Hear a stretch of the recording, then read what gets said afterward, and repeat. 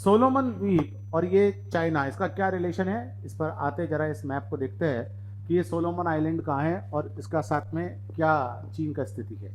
देखिए, जैसा कि आप लोग जानते हैं कि चीन अपनी समुद्री शक्ति का विस्तार कर रहा है, और समुद्री शक्ति का विस्तार वो प्रशांत महासागर के क्षेत्र में भी कर रहा है, हिंद महासागर के क्षेत्र में भी कर रहा है, और जितने भी आइलैंड्स हैं, जितने भी द्वीप है, उन द्वीपों पर चीन अपना प्रभुत्व इकोनॉमिकली जमाने की कोशिश कर रहा है, जिसका एक मेन कारण यह है कि समुद्री यातायात और समुद्र आजकल विश्व में सुरक्षा का एक बहुत बड़ा आयाम है।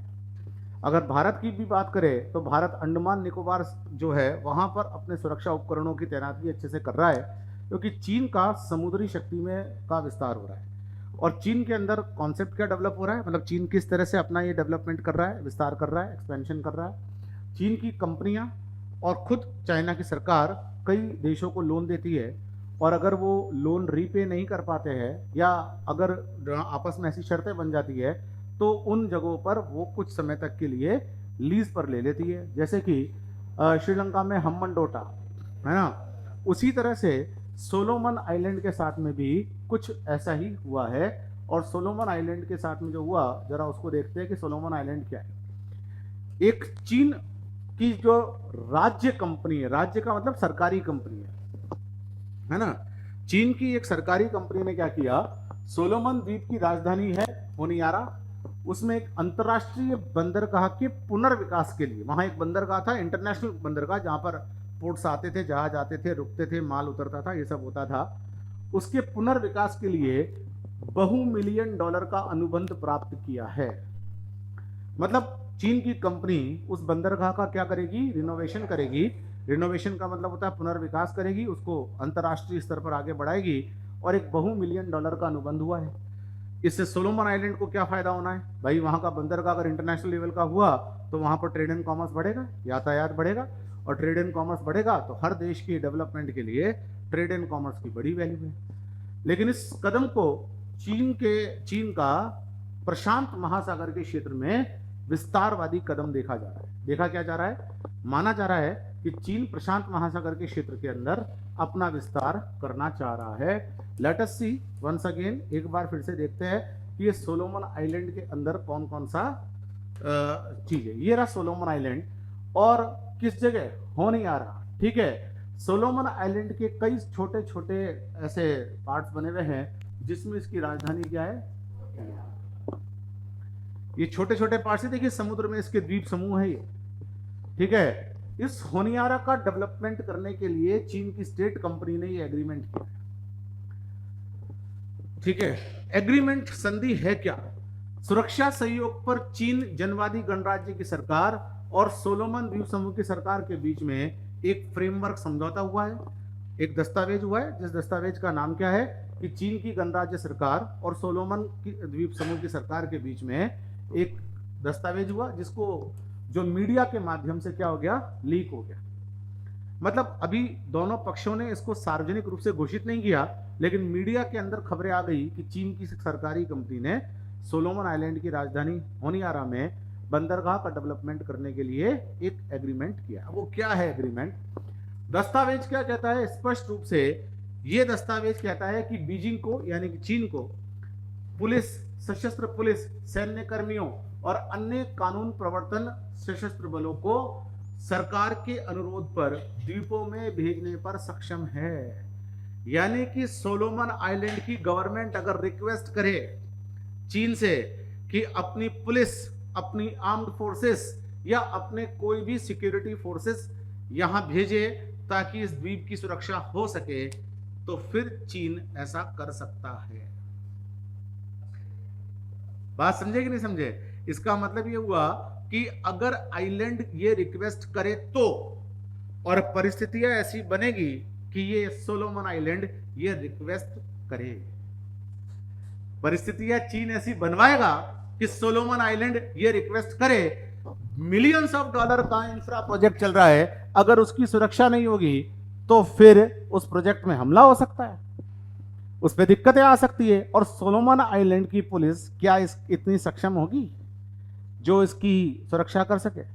क्या सोलोमन आइलैंड की पुलिस इतनी सक्षम नहीं होगी तो चाइना उनको प्रेशराइज्ड करेगा चीन उन पर दबाव बनाएगा कि ये बहु मिलियन प्रोजेक्ट है, मल्टीपल मिलियन प्रोजेक्ट यानी कि कई मिलियन का प्रोजेक्ट है, खूब पैसा लगा हुआ है, इसकी सुरक्षा भी अगर हम कर रहे हैं तो आपको क्या तकलीफ है।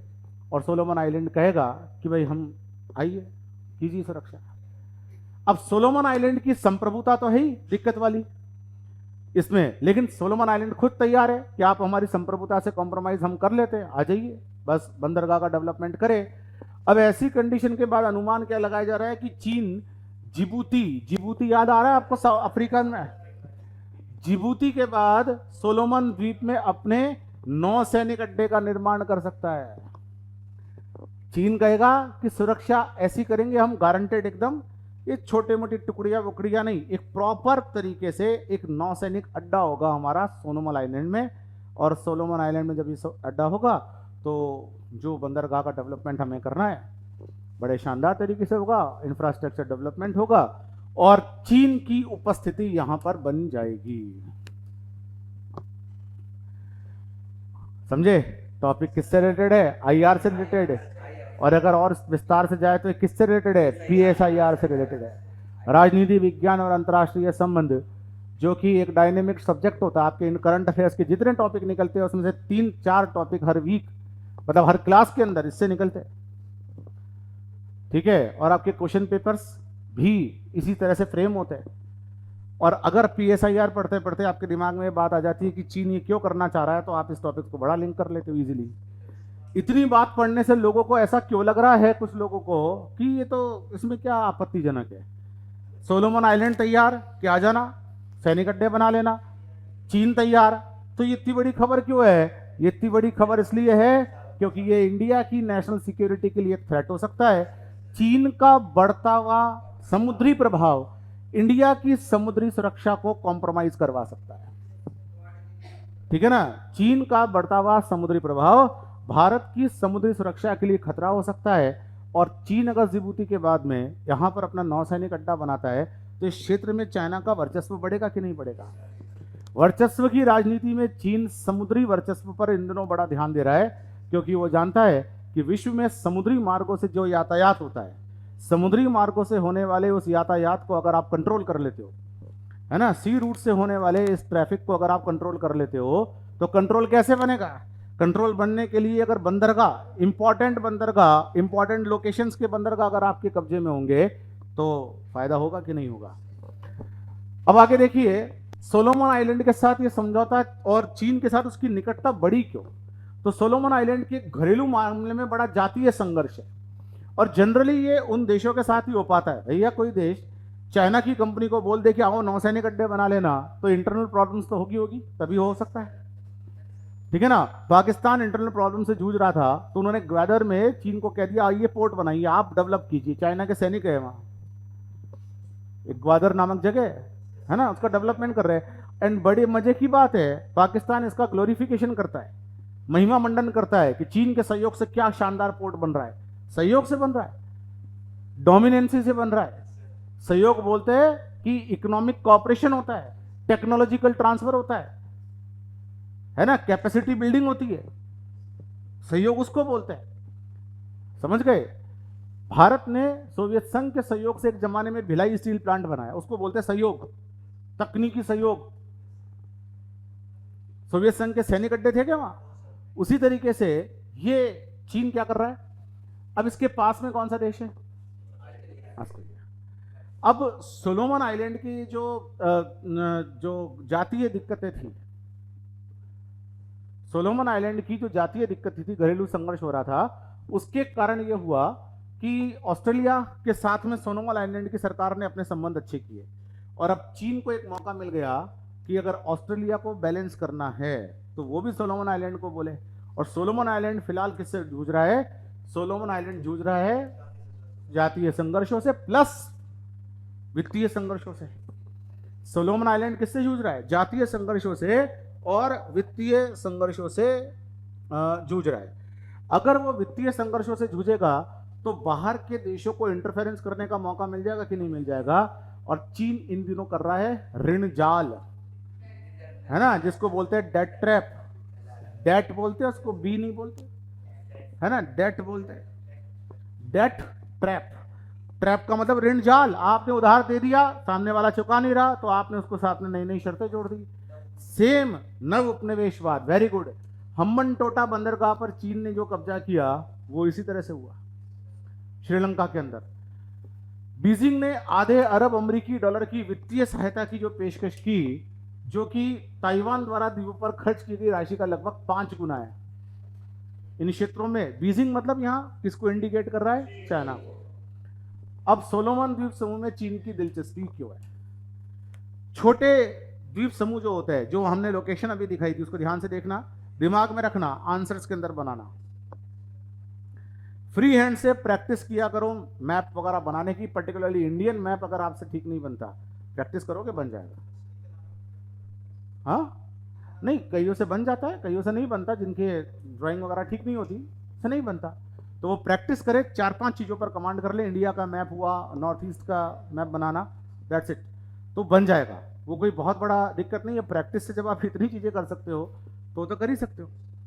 अब चीन क्या कर रहा है, इन क्षेत्रों के अंदर बहुत, ये जो छोटे आकार के द्वीप समूह हैं, इनके आसपास का जो स्पेशल इकोनॉमिक जोन है, सॉरी एक्सक्लूसिव इकोनॉमिक जोन है, EEZ जो बोलते हैं, उसके अंदर ये अपनी आर्थिक गतिविधियां करना चाह रहा है। इन द्वीपों पर कंट्रोल करना, मछली पालन, लकड़ी, खनिज संसाधन, इन सबको कंट्रोल करना हो सकता है कि नहीं हो सकता है? तो इकोनॉमिक फायदे तो है ही, साथ साथ में एक जो संगठन का उदय हुआ था, ऑकस,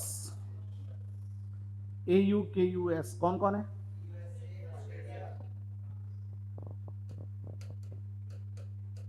हाँ, A for Australia, U for UK, United kingdom, UST। ये जो ऑर्गेनाइजेशन बना ऑकस, इसको बैलेंस करने के लिए चीन इस क्षेत्र में पहुंच गया, ताकि यहां पर चीन की भी क्या बने, दबदबा बने, उपस्थिति बने। तो कुल मिलाकर एंग्लो अमेरिकन सहयोग के माध्यम से ये ऑकस क्या कर रहा था, चीन की तुलना में खुद को ज्यादा प्रभावी बना रहा था उस क्षेत्र में। चीन इसको बैलेंस करने के लिए पहुंच गया। अब चीन के इस कदम ने संयुक्त राज्य अमेरिका को चिंतित कर दिया है। चीन के इस कदम ने USA को चिंतित किया, और USA जो पिछले दिनों ऑस्ट्रेलिया के साथ नजदीकियां बहुत ज्यादा बढ़ा रहा था, शुरू से थी, लेकिन संगठनात्मक रूप से कि अंतर्राष्ट्रीय संगठन इत्यादि बनाओ और ऑस्ट्रेलिया के साथ में मजबूती बढ़ाओ, ये USA जो कोशिश कर रहा था, सोलोमन आइलैंड में चीन ने पहुंचकर कहीं ना कहीं ये दिक्कत कर दी। अब इधर ताइवान इशू चल ही रहा है, जो ताइवान इशू USA और चीन के बीच में एक खटका है कि नहीं? नैन्सी पेलोसी ताइवान पहुंची थी और चीन ने बड़ा विरोध जाहिर किया था। इसी तरीके से अगर हम सोलोमन आइलैंड की बात करें तो सोलोमन द्वीप देशों के मामले में ताइवान का सबसे अधिक, ताइवान के बाद, मतलब ताइवान का बड़ा नजदीकी था सोलोमन आइलैंड, ताइवान को मान्यता देने वाला देश था सोलोमन आइलैंड। और चीन अगर ताइवान को मान्यता देने वाले देशों के अंदर घुस रहा है तो एक तरह से ग्रुप के अंदर सेंध लगा रहा है कि नहीं लगा? इंडियन पॉइंट ऑफ व्यू से भी ये अच्छा साइन नहीं है, क्योंकि चीन का बढ़ता हुआ प्रभाव इंडिया की शक्ति को बैलेंस कर देगा। सोलोमन आइलैंड का कॉन्सेप्ट समझ में आया? पकड़ लोगे इसका क्वेश्चन? अभी देखिए, ये जो दोनों टॉपिक है, NSA हुआ चाहे ये वाला हुआ, ये दोनों मेंस पर्सपेक्टिव से, ठीक है, ये दोनों मुख्य परीक्षा के पर्सपेक्टिव से है। हाँ, आपके प्री पॉइंट ऑफ व्यू से ये सोलोमन आइलैंड की लोकेशन पता करना, ऑकस पता करना और पता करना हो नहीं आ रहा।